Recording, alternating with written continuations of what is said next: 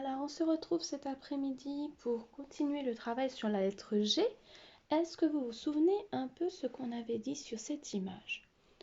Alors, normalement, vous devez vous rappeler qu'il y avait des pigeons, qu'on était en pleine rue et qu'il y avait donc Taoki ici, qu'il y avait aussi Hugo et Lily qui se promenaient dans des rues.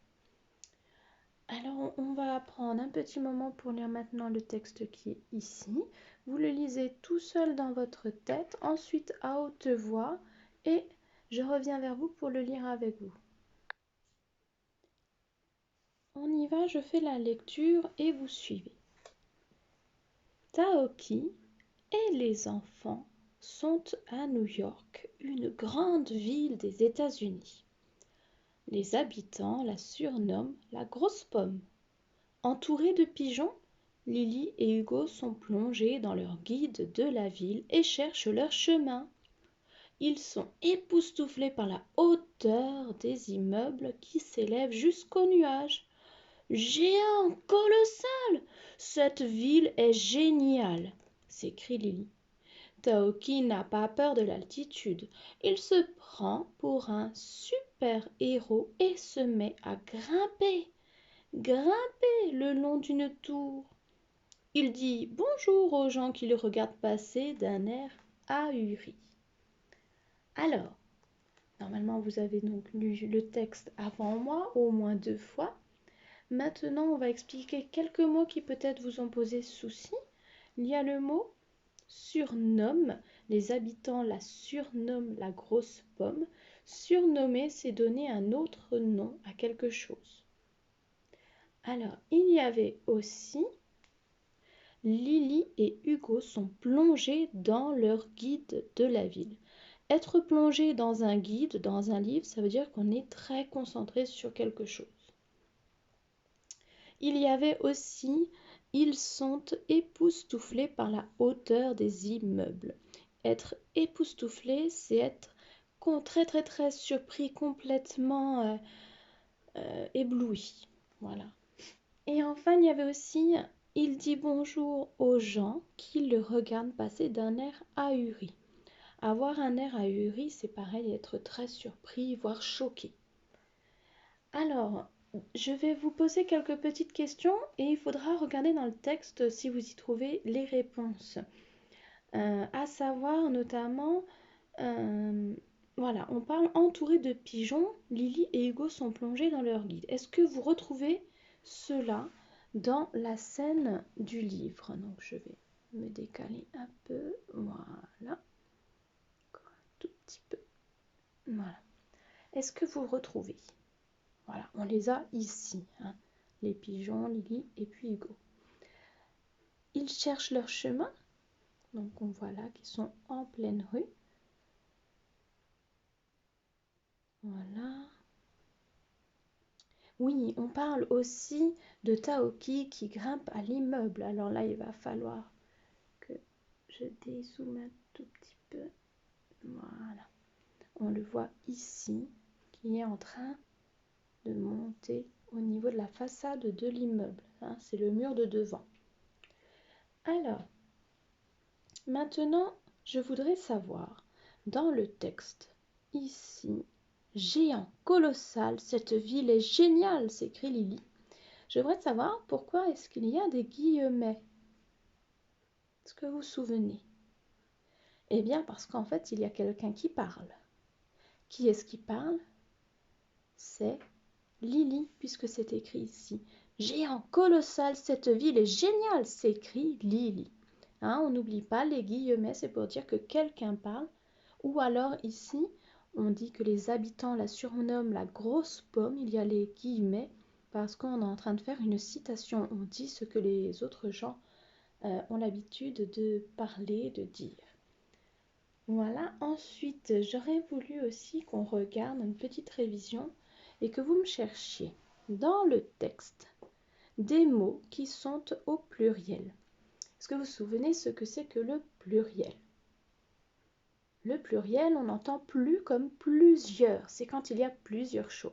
Et on avait dit que le pluriel, on le reconnaissait très souvent parce qu'il y avait souvent des petits mots comme des amis, des chiens, des chats, les enfants, etc. Alors, je vous laisse mettre en pause la vidéo, reprendre le texte et chercher quelques mots pluriels. Et ensuite, on va le corriger ensemble à travers la vidéo. Alors, je vous donne les réponses. Taoki et les enfants. Les enfants, c'est du pluriel, il y en a plusieurs. Sont à New York, une grande ville des États-Unis. Il y a un pluriel ici, mais j'en parle pas plus. Les habitants la surnomment la grosse pomme. Les habitants, c'est plusieurs personnes. Il y a plusieurs personnes qui habitent dans cette ville. Donc, c'était du pluriel. Entouré de pigeons. Ah, on remarque ici qu'il y a un S à pigeon. Et oui, parce qu'il n'y en a pas qu'un de pigeon, il y en a plusieurs. On les voit là d'ailleurs. Lily et Hugo sont plongés dans leur guide de la ville et cherchent leur chemin. Ils sont époustouflés par la hauteur des immeubles qui s'élèvent jusqu'aux nuages. Alors là, il y a des petits mots faciles à retrouver. On ne va pas tous les relever, simplement les plus faciles pour vous. Des immeubles, il y en a plusieurs. Effectivement, on les voit sur l'image à côté. Géant colossal, cette ville est géniale, s'écrie Lily. Taoki n'a pas peur de l'altitude. Il se prend pour un super-héros et se met à grimper le long d'une tour. Il dit bonjour aux gens qui le regardent passer d'un air ahuri. On n'a pas relevé tous les mots pluriels, il y en avait d'autres, mais les principaux étaient là. Vous avez dû remarquer qu'il y avait un mot en gras. Je n'en ai pas parlé parce que maintenant vous devez être capable de le lire tout seul. Hein, vous avez pu, je pense, le deviner. 7, c'est un mot qui est féminin. Alors, des petites questions maintenant de compréhension du texte. Pourriez-vous me dire comment s'appelle la ville dans l'histoire? Il s'agit de New York. Quel est son surnom? Comment est-ce que les gens l'appellent? Ils la surnomment la grosse pomme. Qu'est-ce que Lily et Hugo cherchent? Lily et Hugo sont plongés dans leur guide de la ville et cherchent leur chemin. Qui est-ce qui se prend pour un super-héros? Taoki n'a pas peur de l'altitude, il se prend pour un super-héros.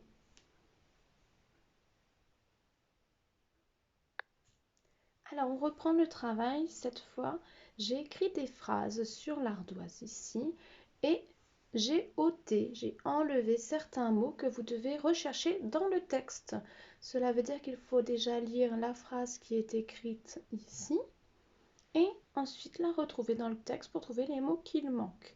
Voilà, là ça va vous prendre un petit peu de temps, c'est pas grave, vous n'êtes pas pressé, vous mettez en pause et vous pouvez chercher. Voilà, je mets en pause moi aussi pour corriger. Alors, petite chose que je n'ai pas précisé, vous devez prendre votre ardoise pour écrire les mots qu'il manque. Vous cherchez la phrase, vous trouvez le mot qu'il manque, vous écrivez ce mot-là sur votre ardoise, vous tracez un tiret et vous écrivez le suivant quand vous l'avez trouvé. On trace un tiret, on écrit le suivant. Quand vous avez trouvé tous les mots, vous remettez la vidéo en route pour corriger. Voilà, donc cette fois je mets en pause et je corrige. Voilà la correction.